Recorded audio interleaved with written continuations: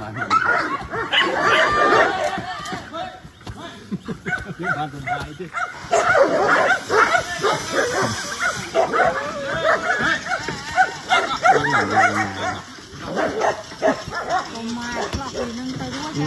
ชอบตาวนะ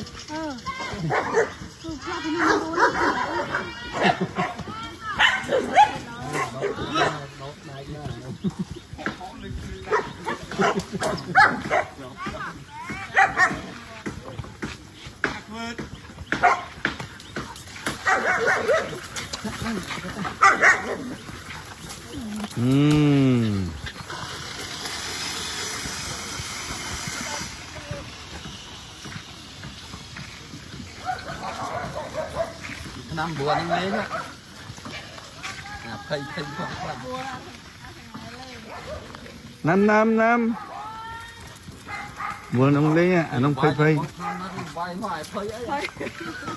ไอ้ไปเลยไปมันละกระเจี๊ยบไปดูจำเตี้ยจำทำไม่กิน น้ำจันทร์ เอาเ